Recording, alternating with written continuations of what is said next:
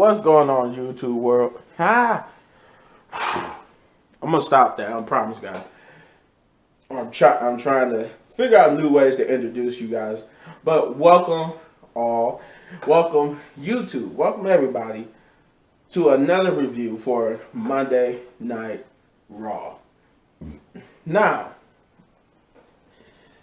this Monday Night Raw is for the, you could say for the meantime, kept up with what was being said coming out of WrestleMania, that every Monday Night Raw was supposed to be a unique and good. Always they try to always make it good, and this episode did not disappoint, but it just had little nuances, you know. A couple of things I did care about, but I'm gonna get to it in a minute. And they actually had some super late, but finally developing story that we all thought this character was going to go for, or we pushed to eventually. So I'm going to get to that.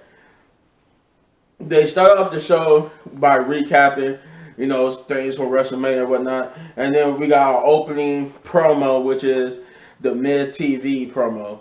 And Miz guest, I think they was promoting on like Twitter and all that type of stuff, was going to be none other than Cody Rhodes. And basically they had the Miz come out and play like the jealous role type. Like he was just jealous. Like he blamed Cody Rhodes for overshadowing him. Like he said that, you know, despite everything that happened at WrestleMania, because he wasn't just jealous about himself. He made sure that he was jealous for everybody, because he was like, despite everything that happened at WrestleMania, he said the only thing people could talk about was Cody Rhodes being back. I did like the back and forth between Cody Rhodes and the Miz over belts versus titles, and what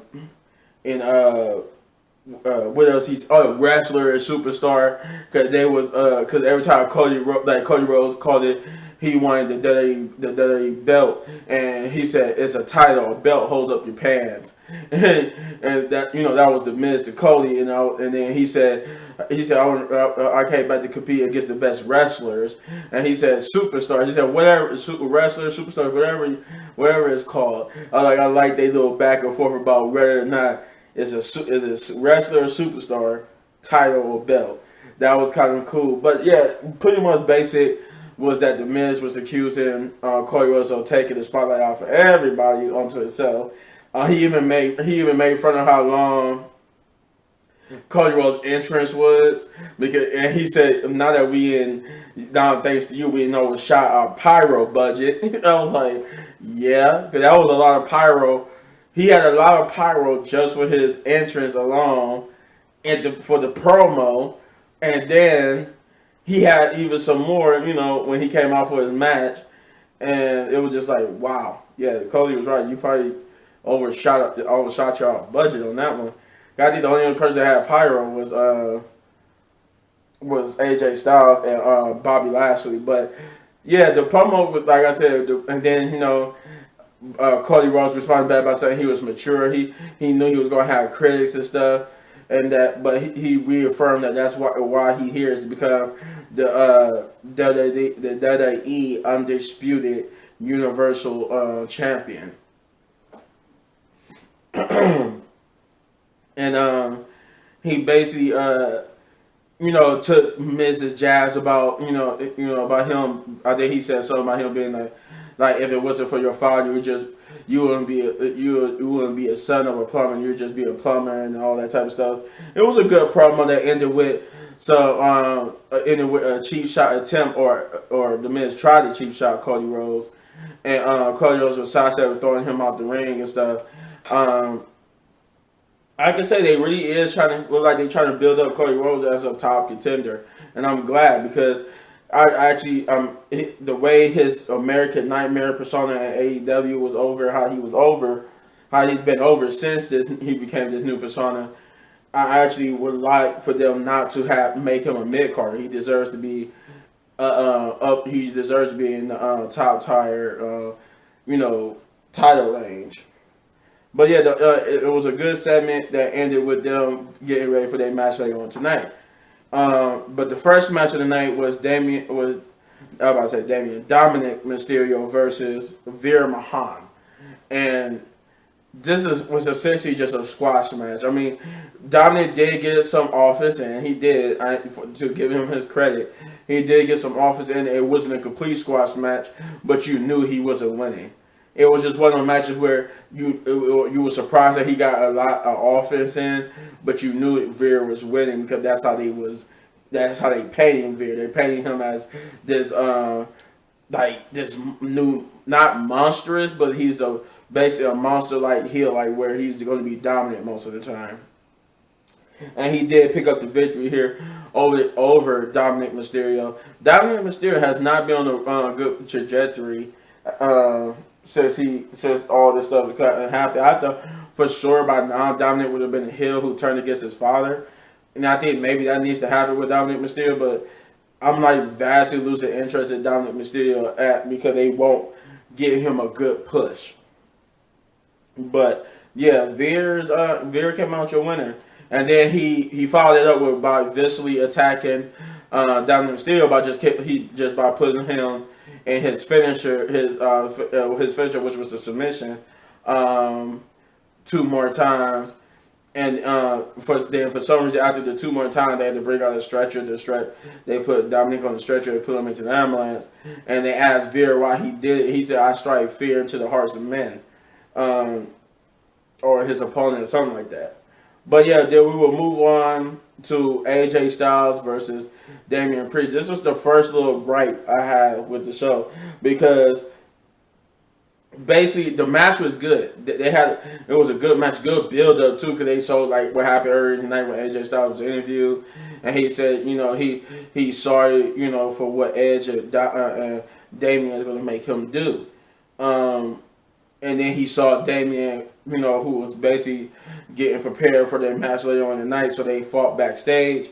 And so it made the build up to this match even better, though I don't know why they had to show it twice. But yeah, the match was good in itself, and they, good offense, good everything, good back and forth, until you get to this weird ending where AJ hit the Pele kick, and then he was going to go for the phenomenal forearm, but Damian basically kicked him off the apron and stuff, and then he just basically went to a knee, and then went like this, and then all of a sudden the lights go out, and it turns purple. Then they kind of botched it. It looked like somebody jumped in front of the lights or whatnot, and he had to raise his head so he could be in the light, so you can see his demented, crazy face. And then it goes to commercial break, which was odd. So I thought they go to commercial break, they come back to fight. The match was still in motion, but they just left the ring. The match was just over. So the match ended in a no contest. Even AJ was like, "I wasn't this is bull. I wasn't done with him." And I'm just like, "Yeah, what happened there? Why did this match just end like that? It was weird." But to note though, Damian did get a new Titantron where instead of showing that hellacious dark and the heavenly light, now it just shows it shows like a dark. The hellacious dark side now is being replaced like a bat wing, just like a dark, not like a dark, but it just looked like a evil demonic bat wing, and he got like a purple on the other side with it. What used to be heaven, the heavenly light, now just like a purple dark angel wing. But yeah, that was weird. That was weird. I don't know where they were going with that, but yeah, that was kind of weird. I feel like they messed up that ending to that match. That ending could have been executed way better. But then we got the match at hand, which was Cody Rhodes versus The Miz. This was a good match. I didn't think The Miz was going to get squashed, but I didn't expect them to have to give The Miz a good back and forth with Cody Rhodes, and I was like, okay, he's actually taking the Cody Rhodes. This is the first time since Cody Rhodes been back we see him actually take some adversity on a little bit longer than he did when when he was going against Seth Rollins. And I forgot to say, speaking of Seth Rollins, I forgot to say during the Miz TV promo, he did mention that that he heard from a little birdie that Seth Rollins won a rematch. So the reason why I remembered to say this because this plays into with this match, and basically after the match was Cody Rhodes won with hitting the crossroads. Seth Rollins would jump into the ring and basically confirm that he do want a rematch, and Cody Rhodes accept. So I'm guessing this is going to happen at the rematch is going to happen at WrestleMania Backlash. We got Liv Morgan versus Naomi. Now, this was supposed to be, I thought it was supposed to be Liv Morgan and Rhea Ripley versus Naomi and Sasha Banks for the women's tag team titles, but apparently Rhea was in protocol. I'm guessing maybe they thought she had a case of COVID, but either way, this became for what was advertised as a tag team match to now just a one-on-one between Liv and Naomi, and with that big momentum they gave Liv, that big momentum that she had coming from Friday, they quickly diminished that. This was a good match between Liv Morgan and Naomi. I felt like they should have kept that momentum for Liv, but they didn't, and Naomi beat Liv. It wasn't a bad thing. It was just like, you should have kept. It was better if you would have kept her momentum.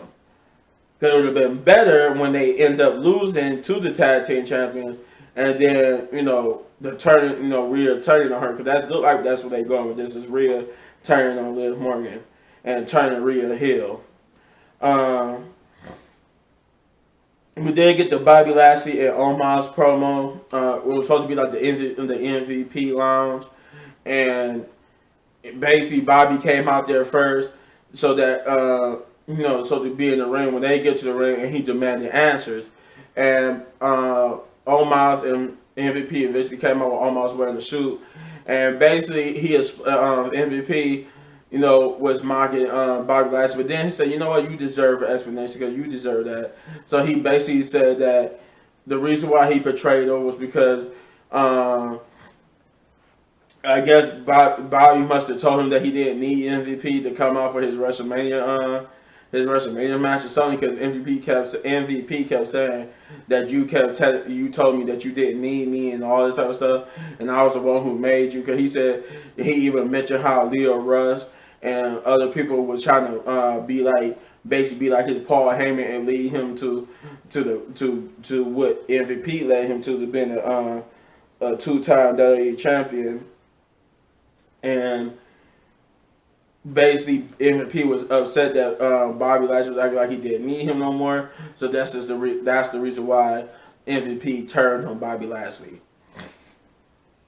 But it looked like he said Bobby Lashley did say that he was gonna, once he got done on Omos, he was coming for the MVP.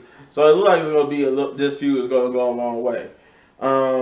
We got the fifth match, which was Bianca Belair versus Queen Zelina.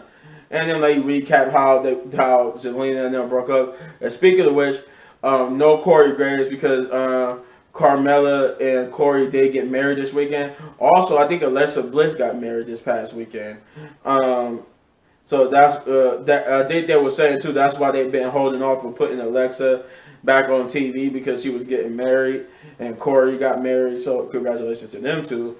And because Corey and Carmella wasn't on the show due to them being off the time for their honeymoon and whatnot, Jerry the King Lawler took over for Corey Graves, who was like in between a face and a heel. Like sometimes he would say stuff like a face, but then he would but he was mostly like a heel commentator, which is cool because Jerry could do both. He could do a good face and a good heel commentator. So it was cool to see him back doing that. But yeah, Bianca Belair, and the whole story around this was, I guess Bianca Belair been waiting to see who's the next person that's going to face her for the Raw Women's Championship, And Sonya Deville told Adam Pearce that she got the challenger. She's going to go out there, I guess, after the match and announce who's going to face Bianca Belair. Bianca Belair had pretty much what you could say is a squash match for with Sonya with Queen Zelina. Though it was okay for the most part, but it was just pretty much a squash match, and so, Bianca Belair got the victory with Bianca Belair then being approached by Sonya Deville, who basically came out and said that she chose her opponent. It was so many people she could choose from. She named Doudrop, Alexa Bliss, Liv Morgan, Rhea Ripley. She named all these people, and then but then she said she got the person, and she did this whole dramatic intro for the person. They had the drum roll, and and she said your opponent is, as the drum rolls, and Bianca turned around looking, waiting to see who her opponent is. Also saw your mention Becky Lynch whenever she comes back, one of her rematch, and as Bianca is waiting for her new opponent, Sonya Deville basically attacks her from behind and beat her up, and then grabbed the mic and said, "I'm your opponent. It's me. I'm your opponent." And then signs the contract, which is supposed to be what this says, which was an open challenge type contract where basically Bianca signed it, and anyone could sign the contract to be her next challenger, and which was like kind of contradictory to what Sonya was saying. But anywho, Sonya basically signed the contract, and now it will be, which I'm guessing at WrestleMania Backlash will be Sonya Deville versus Bianca Belair for the Raw Women's Championship. That's what I was talking about earlier, where they actually finally gave us a further development of this character, which was a little late, which is Sonya Deville. We figured that Sonya Deville was eventually going to use her power to put herself in a championship match. I just didn't think it would take this long for her to do it. So, but they wrote the story for her to do it, and she's doing it against Bianca Belair. Like I said, I guess that's going to be at WrestleMania Backlash.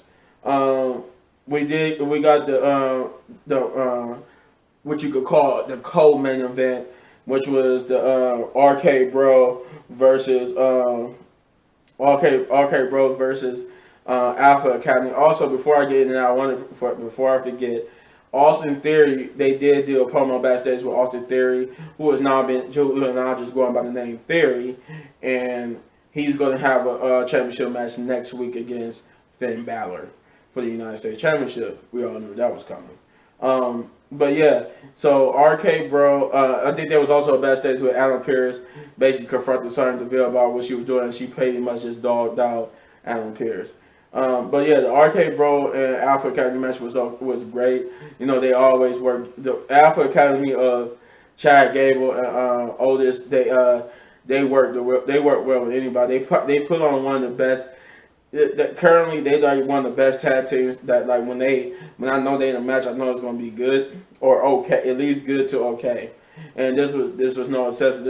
Though it was the same match we've been seeing so many times, but it still was good. It still was good enough for me to be like, okay, even though we've seen this, 2 or 3 times before, it still was good. But yeah, Randy Orton would hit an RKO on Chad Gable as always, and that's every time they lose to Randy Orton and Matt Riddle, it's always Chad Gable taking the RKO. But yeah, that's how that ended, with RK Bro getting the victory here. But then the Usos would show up like they promised with SmackDown, and yeah, they would go out and challenge RK Bro for the Raw Tag Team titles, but the Street Profits will interrupt, saying they want to be next in line. And once they beat RK Bro, then they will face the Usos to unify the titles, which they call it the Unified Undisputed Tag Team Championships. But they like I said, Randy Orton, and they'll say, you know what, nobody came here to hear nobody talk. They hear the people of Detroit and Motor City want to see some action. So he basically said, why don't we see the Street Profits and the Usos in a tag match? And that's what would be your main event, which was the Street Profits versus the Usos. Now this match was good because I guess it had the implications of, since both of them was arguing about who wanted to be the next to challenge RK Bro. I'm guessing that whoever won is going to face them, and this made for a competitive match. It was a lot of kickouts than I thought it would be, and this match did have a decent sized amount to go on, and yeah, so this match was good. It was very good, and the Usos came out on top like I thought they would. Though it did look at a couple of moments that the Street Profits were going to win, so it kind of got me into it. I thought the Street Profits were going to win, but then it just turned around. Then it was what I thought it was, the Usos winning. But yeah, the Usos basically stood tall when the Street Profits tried to start a brawl with RK Bro, and then the Usos would jump in and clear house, standing tall, holding up both belts. Overall, this episode of Monday Night Raw gets I give it an 8 out of 10. Yeah, 8 out of 10. Because I was overall entertained. The only thing I didn't like about this episode was the little weirdness with the AJ Styles and Damian Priest match. The whole 24/7 picture, the 24/7 title thing, like the whole bachelor parties and R-Truth on them. It was cool, but in this episode I really didn't care about it. It was a lot more important things happening than that, and I really didn't care about it. So it was just like, okay, didn't really care about that. The weirdness with the AJ Styles, but other than that, everything else was cool. For once, I was actually cool with everything on the card. And that's everything I've seen, except for that except for them two things. But yeah, let me know in the comments down below what you thought though of this episode of Monday Night Raw. If you enjoyed this review video of WWE Monday Night Raw, then you hit this button right there in the upper right corner for all of my WWE reviews. And if you enjoyed this review so much you want to support the channel, all you gotta do is hit that like, subscribe, share, and hit that notification button. Do all those great things because I love it when you give me feedback so I could give you better and more amazing content. And speaking of which, hit any one of these videos with more amazing content, but don't go nowhere. Got some gameplay and maybe some more reviews or reactions in the works. So, peace out.